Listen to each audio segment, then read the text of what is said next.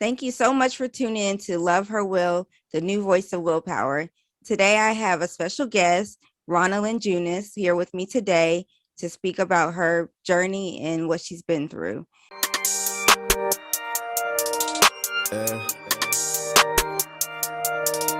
Love her will, outspoken, gonna tell you how you feel. No fake news, no.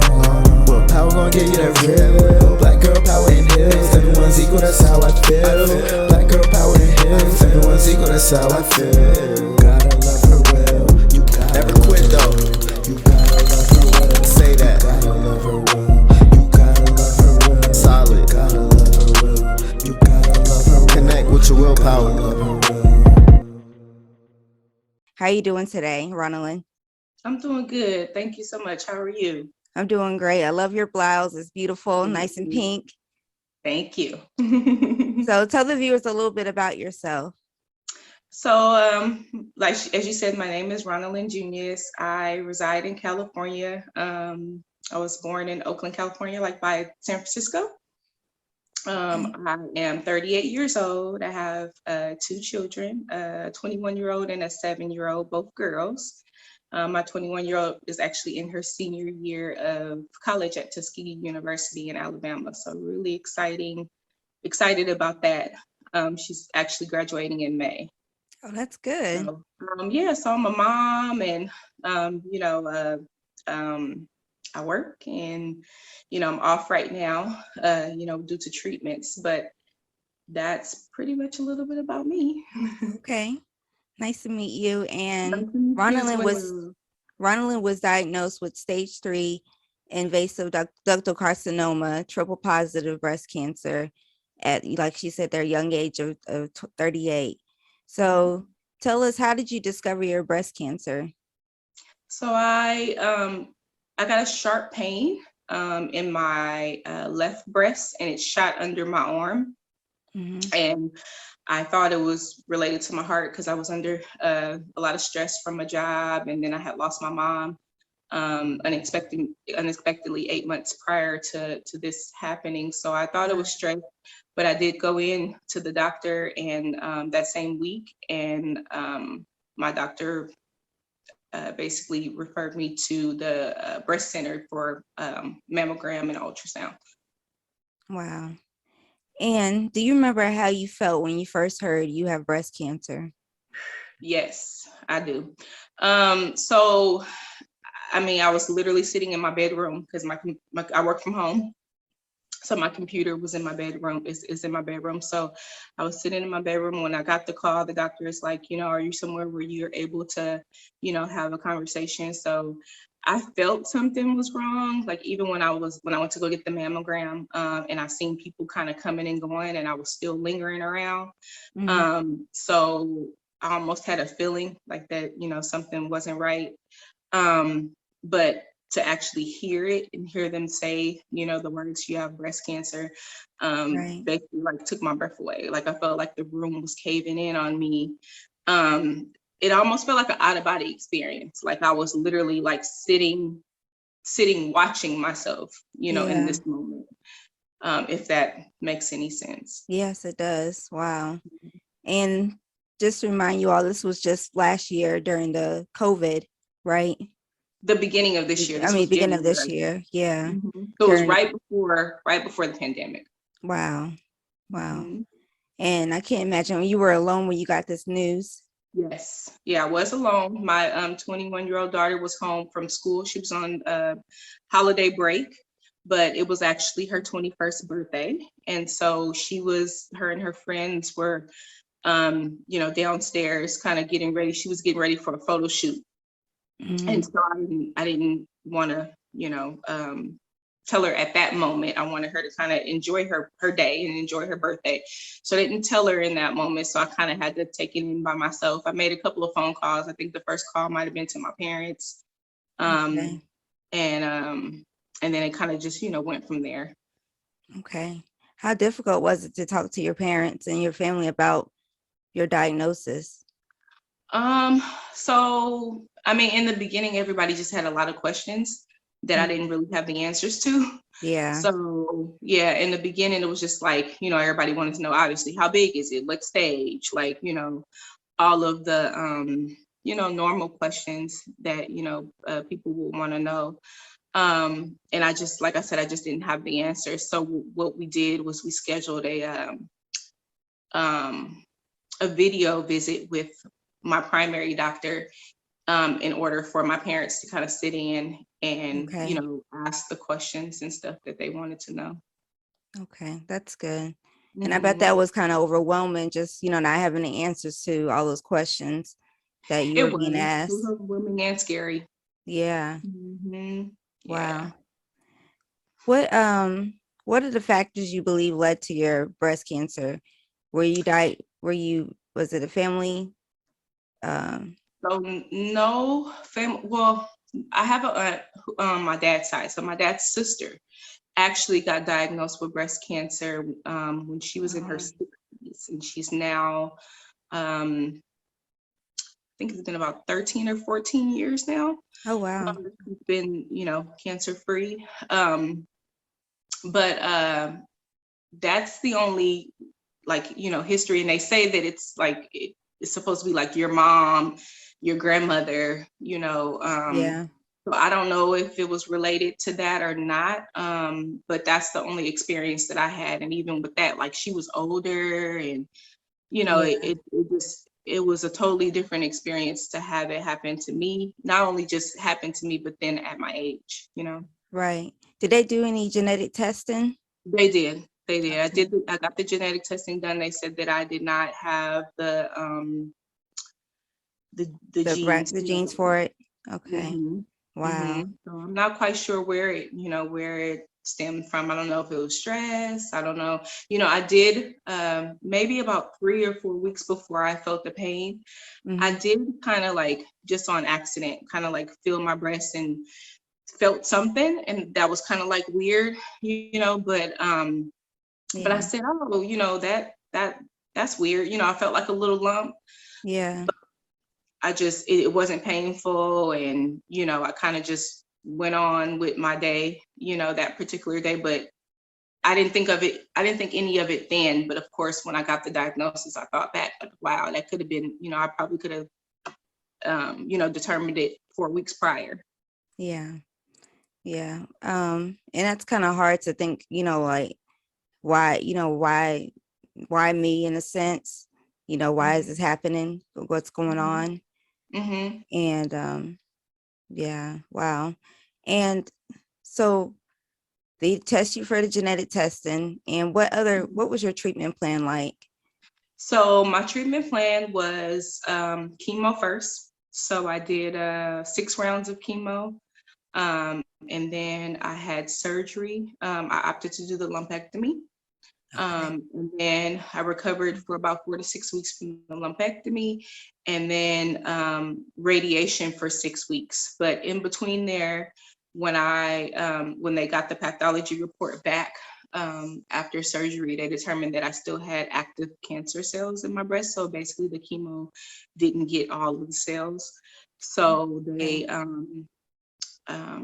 basically recommended that I do, another treatment that's called Kadcyla, which is a chemo. It has a chemo agent in it, and also I believe it has Herceptin in it because I am HER2 positive. So it's for the Right. hormone therapy. Wow. And Mhm. how did this treatment make you feel? Like what kind of emotions were you dealing with while going through treatment, especially chemo? Um, yeah. Gosh, it was rough. Mhm. Um, my first session, um, I didn't really get as sick. Like, I had like a little bit of mouth sores, and, um, some stomach issues, like some gastrointestinal issues and things like Mhm. that.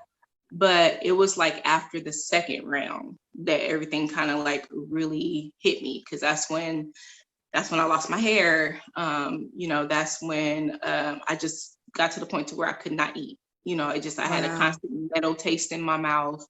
I was nauseous all the time. I had headaches. Um, Emotionally, it just, it tears you up because you know, for me, um, I was fine, you know, Yeah. before this, you know. And so once I started taking the medicine that's supposed to make me feel better, that's when I got Right. sick, you know. So it would mentally, it was really hard to kind of like sift through all that, you know. Yeah. So it was really rough. Those 4 months were really tough. My parents, my dad stays about 2.5 hours from me, so he would come down on the week that I would have chemo and, you know, take me to chemo, and then he would stay with me for the week and, you know, just kind of, you know, take care of me and help me out with the little one and stuff. So, you know, some days he would come in my room and open the blinds and, you know, try to let sunlight in and stuff. And I'm like, Yeah. just leave them closed, you know, just like I just wanted to be in the Yeah. dark, you know. Yeah. So you had a pretty good support system while going through. Yeah, Okay. I did, That's and I still good. do. That's I do. good. Yeah, it's just sometimes, you know, when people have not been through it, they just don't understand. So, Hmm. you know, sometimes it could be a little challenging to express how you really feel because they Right. don't do it, you know. Right. Yeah. And how did cancer affect your life? I know you're a single mom, right?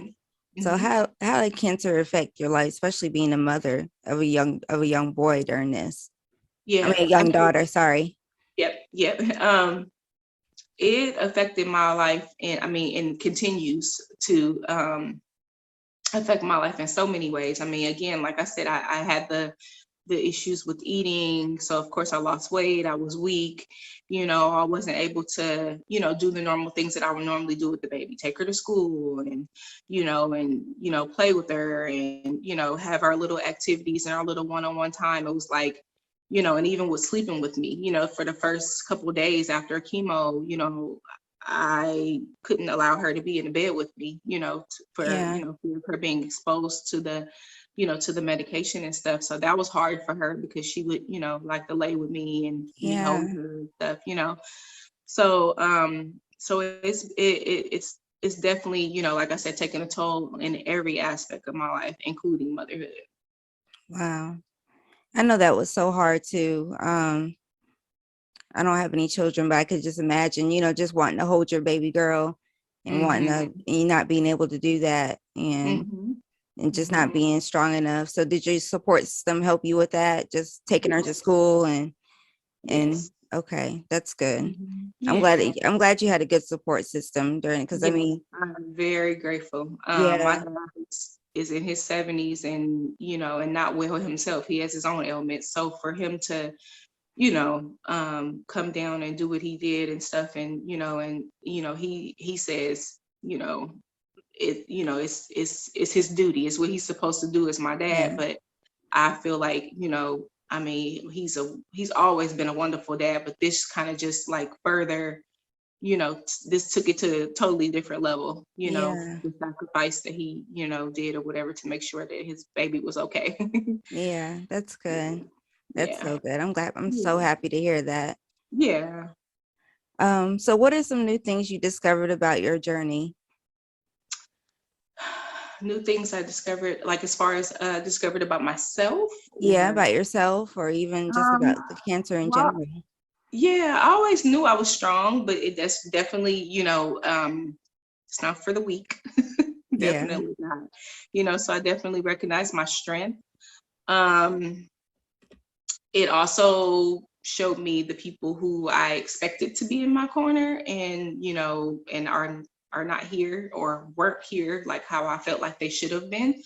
So it yeah, kind of exposed some people in my life, that, like I said, that I felt like should have been here. Um, what else? It's just kind of like taught me also that, you just never know. And, people say it all the time. It's cliche, but life really is short and you just never know, so you have to like right, cherish those moments that you have with your family and your friends and your loved ones. And because you just never know when it's going to be the last time that you see them. right. That's true. Yeah. So definitely made that more realistic for me. Yeah, that's Hmm. true. And it's kind of it's upsetting in a little way, losing friends during something like this. that's so Mhm. serious. Mhm. But like you said, you had your dad step in and step up, Mhm. and that Mhm. was, that's a good thing. Yeah. Because some women don't have any support systems during breast Right. cancer. Right. And along with your support system, did you ever feel like you disagree with your doctors, or were your doctors pretty much on point and just, just on, just on the money with your diagnosis and your treatment and Yeah. So, um, I felt like my doctors were on point because I've never experienced this before or anything yeah, like this. So I kind of just went with, what they recommended majority of the time. yeah, I am grateful that I did have doctors that, validated my concerns, from the beginning. okay, And literally, like, when I got diagnosed, it just went, boom, boom, boom. Like I got the phone call on January 13th.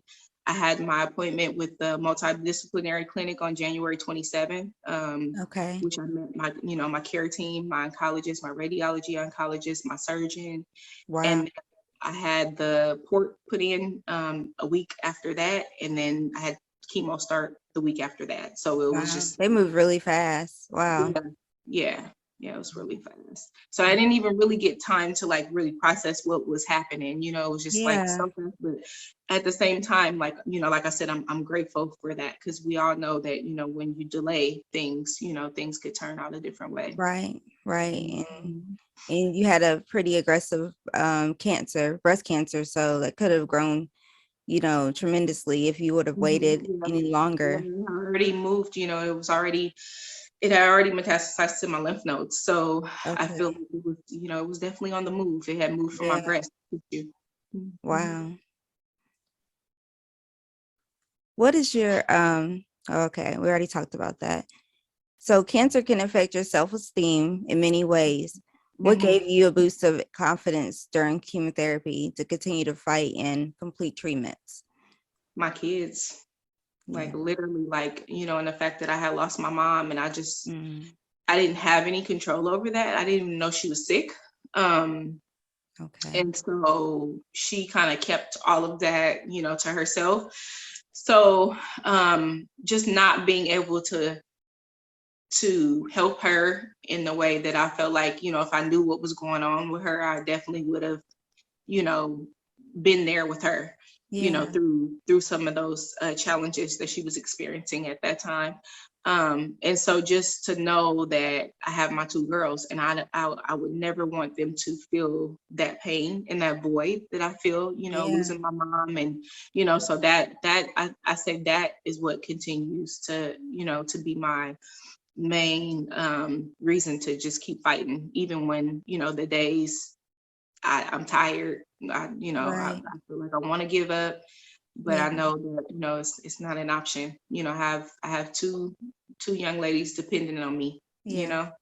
Yeah. Hmm. Wow. And I can imagine. And you want to be a role model for them too as well. And Hmm. just kind of that can kind of give you strength right there. Just wanting to be a good example Hmm. and then probably not want them to see you kind of ball up and be afraid. What did you do much crying around your kids, or did you find yourself hiding your tears? Yeah, I hide it. Yeah. Yeah. So have you personally tried to help other people learn about breast cancer? I have. I mean, I just spoke a couple of weeks ago at my godson's mom's church for Breast Cancer Awareness Month, and so Okay. that was my first experience with advocacy, and kind of sharing what I know, and it was like exhilarating. It's definitely something that I want to continue to do. It's something that I want to educate myself more so I can be able to be an advocate. Yeah. And so, yes, to answer your question. Okay. That's awesome. And that's what Mhm. I kind of find that the reason why we're going through this is to share with other people our journey Mhm. and to educate other people what breast cancer is about. Yeah. And Yeah, so I think it's important to share. Excuse me, to share what you've been through. Mm-hmm. What can you say has been the biggest help that may help the next breast cancer survivor? Excuse me. Uh-huh. What has been your biggest help that may help the next breast cancer survivor? Um, wow. I'd say definitely listening to your body. Yeah. You know, and advocating for yourself, and I would say, if if the outcome is, that you do have breast cancer, just having that, surrounding yourself by positive people, Yes. yeah, that's real important for your mental health. And Yeah. definitely for me, I know that, we kind of touched on self-esteem a little bit, but for me, that's one of the things that are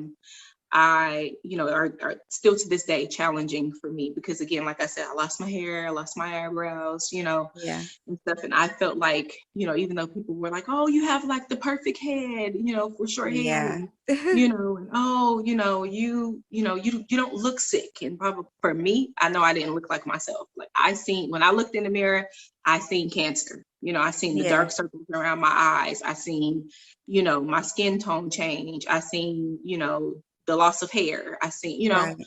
so definitely having someone that you can talk to about those things, like whether it be a therapist or whether it be, someone else who's going through the same thing, just kind of Right. having a support system.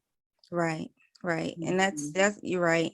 And it doesn't have to be family or friends. It could be, like you said, someone else that's going through breast cancer. There's Mhm. Facebook groups on, there's, social media has different Mhm. groups and women that are they're sharing their story that you can reach out to. Mhm. Um, I've had several women reach out to me just because of my posts about breast, just simple Mhm. questions about, what I've been through, Yeah. just so that they can have someone to relate to. Yes. Um, so Definitely. I think that's key, just having someone you can relate to help you Mhm. through it. Yeah. So define the meaning of willpower to you, and when was the moment you realized when willpower activated in your life? Like, Um, I say the definition of willpower to me is, basically fighting through whatever mhm. circumstance, it is, whether it be breast cancer, whether it be another illness, whatever it is, just having that strength to be able to fight through it. You might not be um, um, perfect every day, as far Right. as with trying to, stay positive and all that. There's days, just accepting the fact that there's days that you're not going to be okay, Yeah. but again, having, that support system and stuff around you that lift you up on the days that you can't lift up yourself, Right. and, definitely, trusting in God, you know. Yeah. So when did it activate in me? I mean, I felt like maybe towards the end of chemo, Okay. um which was, like when I was at my worst, when I was the sickest, when Yeah. I was bald, and that's kind of like when it was like, okay, like you gotta get back, you gotta get back to, you Hmm. know to yourself, which is a new norm now, obviously. Right. But yeah, that's when I feel like it activated in me. Like during chemo, I was so emotionally um drained and physically drained and stuff that Yeah. I heavily relied on prayer. I heavily relied on my parents and my support system to kind of like push me. Yeah. But I feel like once I finished chemo, I was like, that was the finish line. And I felt like, now I can run towards that goal line of getting back to myself. Yes. Yeah. Mhm. And Yeah. that's like you said, that we have a different sense of normalcy when we're Mhm. going through when we're Mhm. going through chemo treatment, and when we're all done with it, it's like we have to try to get back to ourselves, a little Mhm. bit, because we feel like just you makes you feel like a different person. I mean, Yeah, it changes the definitely. way you look, and it just takes over your body. Like you have no Yeah. control over how you feel. Mhm. And so many days where you don't feel like getting up out of bed to even like brush your teeth, you know what I mean? And Mhm. it was, I mean, chemo's a tough battle, it really is. And I It is. commend you for making it this far, and Thank you're you. still fighting. Aren't you still going through treatment right now? I am. I'm on cycle. I just completed cycle 5 of the Kadcyla. I have 18 cycles. Okay. So 18 cycles total. So I have 13 left. And Okay. so I get that infusion once every 3 weeks. And so I won't be done with that until May of next year, of 22. Okay. Mhm. Okay. Well, I'll definitely be praying for you. Thank you so much. Thank you. And I admire your strength. Thank you. One Yeah. last question. Mhm. How do you want to be remembered? I know it's a tough question to think about, because we don't want to think about, the end of our life or anything like that. But Mhm. just going through what we've been through, how do you want to be remembered? I definitely want to be remembered as strong. Mm, Um, I want to be remembered as, someone who, like I said again, was not perfect, every day. Every day it wasn't, glamorous. right. There was, but just the fact that, I pushed through, I definitely want to be remembered as a wonderful mom, a great Mhm. daughter, friend, sister, Yeah. you know. That's definitely what I want to be remembered by. And then also, now being able to share my story with other people. So, being able to be a example. Right. That's Mhm. good. Mhm. So, is there anything else you want to share about your story you didn't get to say, or any more advice for the next breast cancer thriver? No, I don't have any more advice. Right. Just stick with your support system. Make sure you have somebody to talk to. Hmm. And even though now it's not maybe not a good time for you, just know that you're going to get through the end of your chemo treatment, and you'll be able to kind of get back to a little bit about yourself, back to your normal self. Yeah. And, you can do it. You can fight through. Yes. Yes. Yeah. Well, thank you so much, Ronellyn, for being here today. I appreciate Thank you you for sharing your story. having me. And Thank you so much. thank you. And thank you all for tuning in. Please like, share, comment, and be encouraged. Love her well. Bye bye. Bye.